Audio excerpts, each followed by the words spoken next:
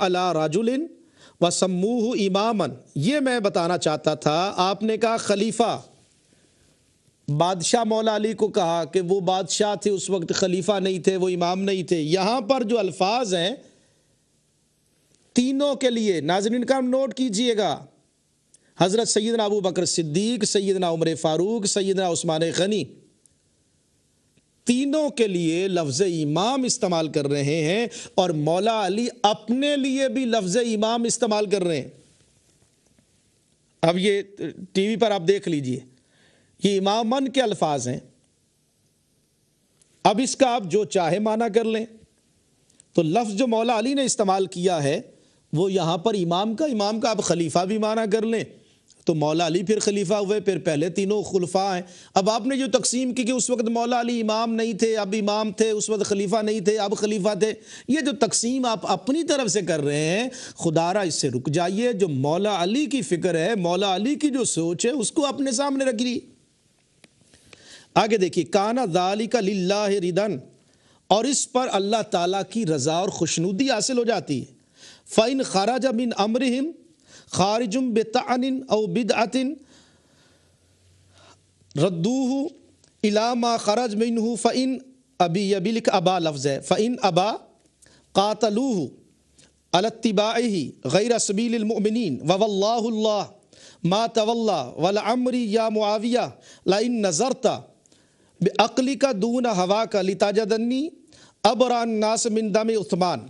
اب آپ غور کیجئے گا کہ یہ پورا خط آپ کہہ رہے تھے، تو یہ پورا خط، اور اس میں دیکھ لیجئے اصول وہی ہیں جو حضرت مولا علی نے بیان کیا، اور آگے وہ کہہ رہے ہیں یا کہ مجھے اپنی عمر کی قسم، یا معاویہ لئن نظرتا، اگر تو دیکھے بعقلی کا، اپنی عقل سے دیکھے، سوچے، دون ہوا کا، اپنے نفسانی خواہش سے ہٹ کر تو دیکھے، تو پھر کیا ہے آگے؟ حضرت عمر فاروق، حضرت مولا علی کیا فرماتے ہیں کہ مجھے من دم عثمان کے خون سے مجھے بری پائے گا، میرا عثمان کے خون سے اور قاتلین کے ساتھ میرا قطعاً کوئی تعلق نہیں ہے۔ یہ بھی دیکھ لیجئے، یہ موقف اہل سنت کا ہے کہ مولا علی شیر خدا تو حضرت سیدنا عثمان غنی کے دروازے پر حضرت حسنین کریمین کو وہاں پر بھیجتے ہیں، وہ دروازے پر تھے، تو وہ تو ان کے ساتھ تھے۔ نہیں تو ہم موقف اختیار کیے ہوئے ہیں کہ مولا علی کا ان کے ساتھ کوئی جھگڑا، کوئی اختلاف نہیں تھا، اور یہی بات یہاں پر مولا علی کہہ رہے ہیں۔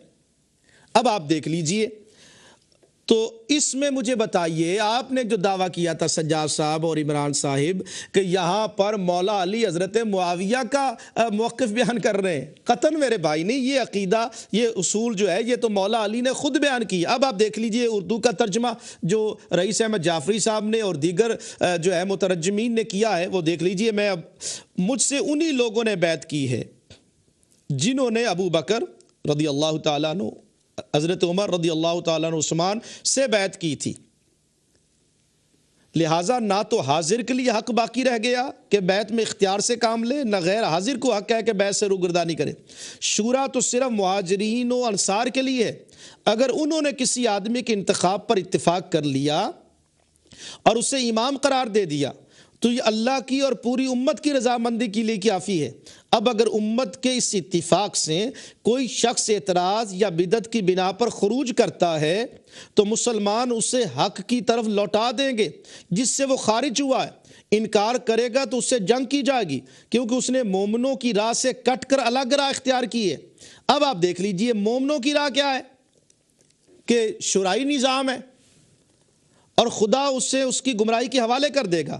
اور اے معاویہ، میں بقسم کہتا ہوں کہ اگر تو نفس سے ہٹ کر عقل سے کام لے گا تو مجھے عثمان کے خون سے بالکل بری و ذمہ پائے گا اور جان جائے گا کہ میرا اس خون سے دور کا بھی لگاؤ نہیں۔ یہ الگ بات ہے کہ تو اپنے مطلب کے لیے تہمتیں تراشے، خیر جو کرنا ہے کرتا رہے۔ اب اس خط سے جو میں نے حاصل کرنا تھا وہ یہ تھا کہ یہ اصول جو مولا علی نے دیا، آج آپ حضرات بھی تسلیم کر چکے کہ مولا علی نے جو اصول دیا تھا وہ اصول جو ہے بالکل واضح ہے کہ اسلام میں خلیفہ کے انتخاب کا جو نظام ہے وہ شرعی نظام ہوتا ہے۔ تو آئیے اس خط سے آپ خود دیکھ سکتے ہیں جو نتیجہ نکلا ہے وہ بالکل واضح ہے، اور اس میں چند باتیں میں مزید ایڈ کر دیتا ہوں تاکہ اہل فکر و دانش اس پر مزید جو ہے وہ غور کر لیں۔ اس میں جب دیکھیے کہ جب سیدنا حیدر کرار نے یہ تصریح کر دی کہ امام کو منتخب کیا جاتا ہے تو میرے بھائیوں فرمائیے آپ لوگ امامت منسوسہ کا اعلان کیوں کرتے پھرتے ہیں؟ مولا علی نے امامت منسوسہ کا اعلان نہیں کیا۔ حضرت امام علی نے رضی اللہ تعالیٰ عنہ نے یہ بھی فرما دیا ہے کہ منتخب خلیفے میں خدا تعالیٰ کی رضا ہوتی ہے، اللہ کی رضا ہوتی ہے۔ تو میری آپ سے گزارش ہے، جب مولا علی کہہ رہے ہیں کہ ان تینوں پر اللہ کی رضا ہے تو آپ کیوں ناراض ہوتے ہیں؟ اس کا مطلب یہ ہوا مولا علی تو کہہ رہے ہیں کہ تینوں خلفاء سے اللہ راضی ہے، اہل ایمان راضی ہیں، اب جو ان سے ناراض ہے وہ کس جگہ پہ کھڑا ہے؟ آپ خود سوچئے۔ تو مولا علی کے فتوے کے مطابق، مولا علی کے اصول کے مطابق جو تینوں خلفاء سے راضی نہیں ہے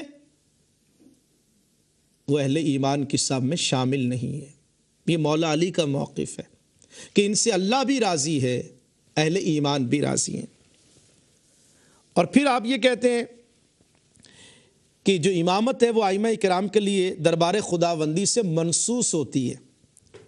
تو یہ پھر ایک صفت ہوئی، جس طرح نبوت کسی نبی کی صفت ہے تو کیا صفت کسی موصوف سے جدا کی جا سکتی ہے؟ آپ کہتے ہیں غصب کر لی گئی، خلافت و امامت غصب کر لی گئی، تو یہ تو ایک صفت ہے۔ نبوت کس نبی سے نبوت جو ہے وہ غصب کر لی گئی؟ کتنا آپ کی گفتگو میں تضاد ہے۔ جس طرح نبوت سے، نبی سے نبوت غصب نہیں ہو سکتی، اگر آپ وہی مقام اور وہی سطح ہو تو پھر کون ہے جو غصب کر سکتا ہے؟ اس اعتبار سے آپ نے خود تسلیم کر لیا کہ امامت جو ہے وہ نبوت کی طرح درجہ نہیں ہے، بلکہ جو امام ہے، جو لیڈر ہے، جو خلیفہ ہے، اس کو قوم منتخب کرتی ہے۔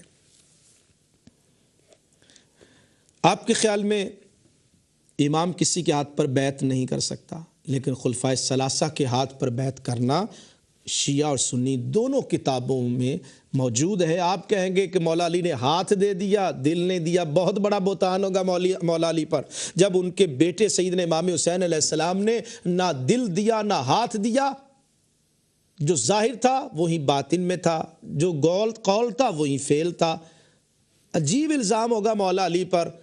اب مجھے پتا ہے جب میں کتابیں ہم دکھائیں گے اگلے پروگرام میں تو کہیں گے کہ جناب تقیہ کر لیا تھا، ہاتھ دے دیا تھا لیکن دل ساتھ نہیں تھا۔ کتنا بڑا ظلم ہوگا مولا علی کے ذات پر۔ سوچئے، غور کیجئے، کون ہے محب علی؟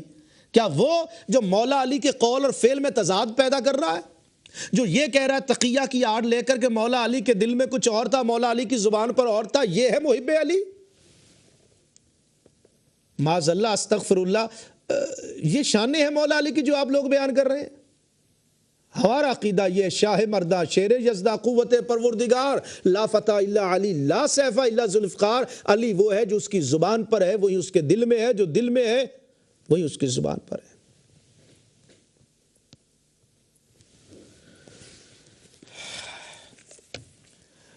کبریٰ بہن، میں آپ کے لیے پھر اللہ تعالیٰ سے دعا بھی کروں گا کہ اللہ تعالیٰ آپ کو اہل بیت اطہار کے ساتھ خلفائے ثلاثہ کا ادب اور احترام کرنے کی توفیق عطا فرمائے۔ ہمارے اسد بھائی نے آئرلینڈ سے پوچھا کہ بدا کیا عقیدہ، اس پر کبھی انشاءاللہ مکمل ہم جو ہے وہ پروگرام کریں گے۔ عامر ندیم صاحب، آپ نے جو ہے وہ کینٹ سے آپ نے کال کی اور آپ نے کہا کہ آپ کی کتابوں میں کیا کوئی ایسی روایت موجود ہے، تو اس سلسلہ میں میں نے گزارش کیا کہ اہل سنت کی کتابوں میں، مسلم شریف میں یہ روایت اور سنن نبی داؤد میں بھی یہ روایت موجود ہے، اور صحیح مسلم میں کتاب الامارہ کے اندر یہ روایت موجود ہے کہ حضور علیہ الصلاۃ والسلام نے جو ہے وہ مختلف الفاظ سے 12 خلفاء کا تذکرہ فرمایا، لیکن ان 12 خلفاء کے بارے میں حضور علیہ الصلاۃ والسلام نے جو ہے وہ تذکرہ کیا کہ ان کے دور میں اسلام کا غلبہ ہوگا۔ تو اس اعتبار سے جو ہے وہ آپ حضرات ان سے 12 ائمہ جو نکالتے ہیں وہ 12 ائمہ کا تصور جو ہے یہ نہیں نکلتا، لیکن تفصیلاً اس پر ہم انشاءاللہ تعالی مزید گفتگو کریں گے۔ آزاد صاحب نے کال کی، اس طرح جرمنی سے ہماری ایک بہن نے کال کی، اس میں انہوں نے کچھ سخت الفاظ وہ کبریٰ بہن کے ریئیکشن کے طور پر جو ہے انہوں نے کیے، لیکن میں ان سے یہی گزارش کروں گا کہ اس وقت ضرورت ہے، اور شیعہ جو کالر ہیں ان سے بھی گزارش کروں گا کہ وہ بھی اپنی زبان کو اگر کنٹرول میں رکھیں، آسان انداز میں کال کریں، تو علمی اور تحقیقی یہ پروگرام ہے، تو انشاءاللہ تعالیٰ آپ کے سوالات کے جوابات جو ہیں۔ عمارہ حسین صاحبہ آپ نے روچڈیل سے کال کی، آپ کی کال نہیں کاٹی گئی، آپ نے جو اپنے عقائد بیان کیے تو وہ ہم نے جو ہے وہ تمام حضرات نے سنے۔ اس کے بعد علی صاحب نے لندن سے جو سوال کیا مولا علی کے نام، روایت ہے کہ مولا علی کے بیٹوں کے نام، تو مولا علی نے کہیں کہا ہو تو میں نے اس کا جواب دے دیا۔ عجیب سوال ہے آپ کا کہ مولا علی نے کہیں کہا، جب مولا علی خود نام رکھ رہے ہیں اپنے بیٹوں کے تو پھر کہیں گے، جب عمل کر رہے ہیں تو اب اس میں کیا کوئی گنجائش رہ گئی؟ تو اب وہ کہتے کہ جناب آپ اپنے نام رکھیں، جب ان کے نام موجود ہیں اور وہ رکھے گئے۔ بعد میں بھی ائمہ اہل بیت اطہار نے بھی اپنے بیٹوں کے نام، اور ایک جو ہے وہ اپنی بیٹی کا نام حضرت عائشہ کے نام پر رکھا گیا، تو یہ ساری باتیں جو ہے حوالہ جات جو ہے وہ موجود ہیں۔ آپ نے سوال کیا کہ خلفائے راشدین نے اپنے بیٹوں کے نام جو ہیں وہ حسن اور حسین رکھا۔ عجیب سوال۔ پھر میں آپ سے گزارش ہے کہ حسن اور حسین یہ دو نام ایسے ہیں، تاریخ میں آتا ہے کہ یہ جنتی نام ہے، اور کائنات میں یہ پہلے نام ہیں جو رکھے گئے، حسن اور حسین۔ اور آپ جانتے ہیں کہ مولا علی کے ہاں حضرت امام حسنین کریمین کی ولادت بعد میں ہوئی ہے، اور حضرت ابوبکر صدیق اور حضرت عمر فاروق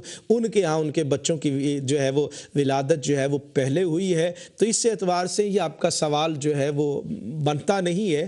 بعد میں تاریخ میں اہل سنت کے ہاں یہ نام رائج ہیں، حسن نام بھی ہے، حسین بھی نام ہے۔ آج بھی اہل سنت کے ہاں میرے اپنی بیٹیوں کا نام زہرا، طاہرہ، بڑے بیٹے کا نام حسن جو ہے وہ محسن اور حسنین نام ہے، اور آپ کو نام مل جائیں گے، تو اس میں میرے خیال میں کوئی اتنا بڑی بات نہیں ہے جو آپ نے کہی ہے۔ آپ نے آگے کہا کہ کربلا کے اندر جو ہے وہ صحابہ کرام کہاں تھے؟ اب میں اس کا سادہ سا جواب دوں گا۔ کوفے میں کون تھے؟ صحابہ تو مدینہ پاک میں تھے۔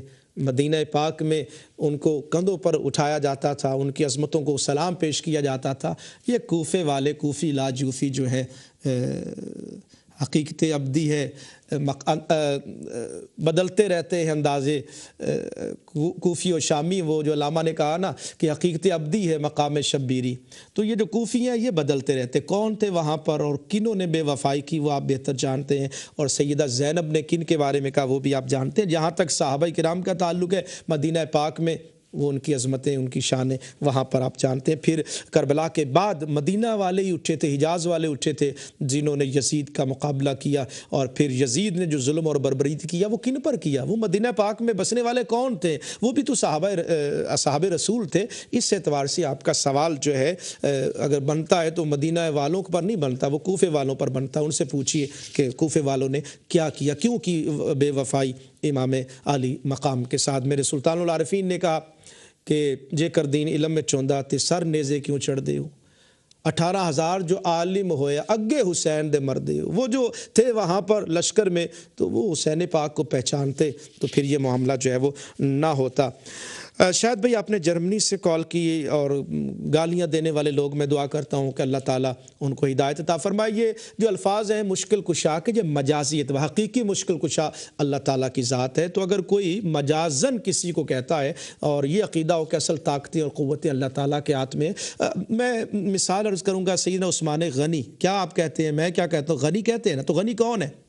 اللہ تعالیٰ۔ تو سارے لوگ جو ہیں حضرت عثمان غنی کہتے ہیں، تو غنی تو اللہ کا نام ہے۔ تو یہاں پر بھی مجازی معنوں میں آئے گا، تو جب حضرت عثمان غنی کو غنی کہا جاتا ہے تو کوئی فرق نہیں پڑتا، اور مولا علی کو مشکل کشا کہا جائے تو میرے خیال میں کوئی فرق نہیں پڑتا۔ حقیقی وہی مشکل حل کرنے والا ہے، اور اللہ تعالیٰ کی دی ہوئی طاقت سے حضرت عیسیٰ علیہ السلام بھی مشکل کشا ہیں۔ انی اخلق لکم من الطین کہیۃ الطیر فانفخ فیہ فیکون طیرا باذن اللہ۔ اور وہ جو 6 معجزات دیے گئے تھے حضرت عیسیٰ علیہ السلام کو، اذن اللہ کی ساتھ کنڈیشن لگائی گئی، اور اس میں وہ مردے کو زندہ کرتے۔ تو مشکل ہے مردہ جو ہے زندہ کرنا، اس کو مشکل کشائی تو ہوئی۔ مادر ذات نابینا جو ہے اس کو آنکھیں ملنا، یہ مشکل کشائی تو ہے۔ تو اس اعتبار سے مجازی معنوں میں حقیقی کارساز جو ہے وہ رب العالمین کی ذات ہے۔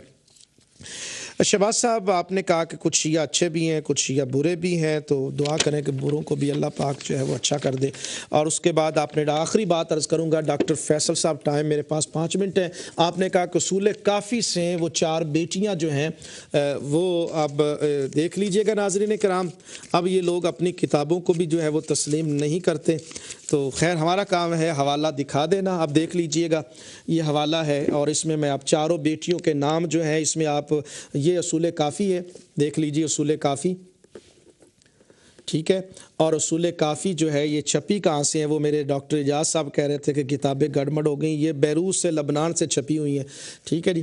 اب اس میں آپ دیکھ لیجئے گا کہ یہاں میں حضور صلی اللہ علیہ، یہ ابواب التاریخ ہے، باب مولد النبی صلی اللہ علیہ وآلہ وسلم و وفاتہ، تو اس میں آپ یہاں دیکھیے کہ حضور علیہ الصلوۃ والسلام کی جو ہے وہ 4 بیٹیوں کا تذکرہ دیکھ لیجیے۔ فولدہ، یہ الفاظ دیکھ لیے، فولد لہ منہا، سیدہ خدیجہ الکبریٰ کے بدن سے قبل مبعثہ، حضور علیہ الصلوۃ والسلام کی بعثت سے پہلے جو ہے وہ کون پیدا ہوئے ہیں؟ القاسم دیکھ لیجئے، و رقیہ و زینب و ام کلثوم۔